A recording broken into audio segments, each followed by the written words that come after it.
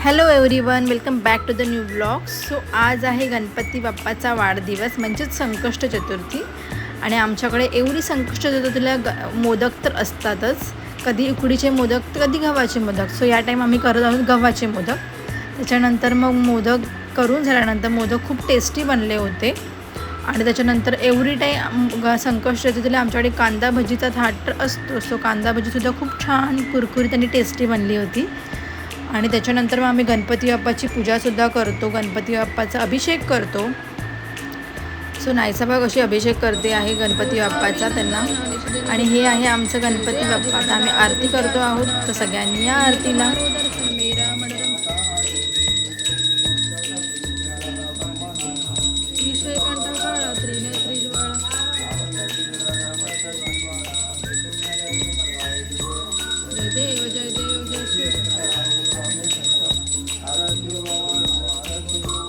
तुझं कर्पूर गौरा, जय देव कर्पूर गौरा.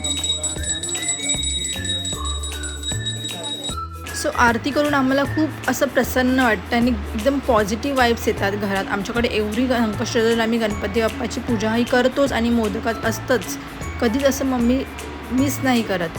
त्याच्यानंतर आम्ही जसं आपण गणपतीला नैवेद्य देतो तसं नैवेद्य देतो. आणि नायसा बघा कशी नेक्स्ट डे मॉर्निंग नायसाने पूर्ण घरभर तेल सांडून ठेवलं होतं आणि ती स्वतः साफ करते आहे. बघा कशी क्लीन करते आहे आणि सांगते मम्मा तेल पडलं आहे, मी क्लीन करते करून. सो अशा प्रकारे आता तिचे रोजचेच करामती सुरू झाले आहेत. रोज काही ना काहीतरी तिचं नवीन असतंच. आणि त्याच्यानंतर आज होतं वेज डे. त्याच्यामुळे आम्ही करत होतो ही पालेभाजी. कोणाकोणाला आवडते पालेभाजी. त्याच्यानंतर नायसासाठी मी हे गिफ्ट हे ऑर्डर केलं होतं कारण की ती खूप बोर होते. सो नायसा बघा खुश झाली हे काय करून. सो ती तर रोज हे खेळते आणि त्याच्यामुळे ते चांगलं हेल्पफुलसुद्धा आहे लहान मुलांसाठी. त्याच्यानंतर मम्मीने खूप छान अशी चपाती केली आणि मस्त फुगली होती. आणि मग होता पनीरची क्रिस्पी बनवायचा प्लॅन करत होतो, पण पनीर क्रिस्पी तर झालं नाही, पनीरची भाजीच झाली. आणि खूप छान अशी पनीरची भाजी माझी मम्मी करते, आम्हाला सगळ्यांना खूप आवडते.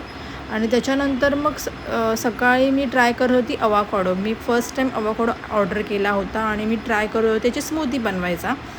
आणि मी तो कट करते तर त्याच्यानंतर मला समजलं की ह्याच्या आतमध्ये तर मोठी अशी बी असते जसं आपल्या मँगोमध्ये असते. सो मी फर्स्ट टाईम करत होतो तर मला माहिती नव्हतं. आणि तो असंच ट्राय करू नका, तो खूप बेकार लागतो असंच ट्राय खायला. त्याच्यामुळे त्याचा प्रॉपर असं मी स्मूदी बनवून खाण्याचा ट्राय केला कारण की त्याचे खूप चांगले बेनिफिट्स आहेत अवोकाडोमध्ये. त्याच्यामुळे मी फर्स्ट टाईम ट्राय करत होते. सो हे बघा तुम्ही असं मिक्सरमध्ये ग्राइंड करा. त्याच्यामुळे तुमचं फेवरेट फ्रूट टाका. मी टाकलं होतं बनाना. आणि त्याच्यानंतर मग तुम्ही ड्रायफ्रूट्स ॲड करा आणि खूप सारं दूध टाका कारण की दूध हे मॅन्डेटरी आहे. जितकं दूध टाकणार तितकं त्याचं बॅटर चांगलं बनतं. त्याच्यानंतर गोडसाठी मी त्याच्यामध्ये गूळ टाकला होता, तुम्ही हनी पण टाकू शकतात. आणि ड्रायफ्रूट्स टाकून मस्त झाला होता अवोकाडोचा ज्यूस. आम्हाला सगळ्यांना आवडला आणि एक अवोकाडोमध्ये खूप जणांनी आम्ही सगळ्यांनीच पिला. आणि त्याच्यानंतर पप्पा मॉर्निंगला आले होते आणि त्यांनी आणले होते गावचे काजू.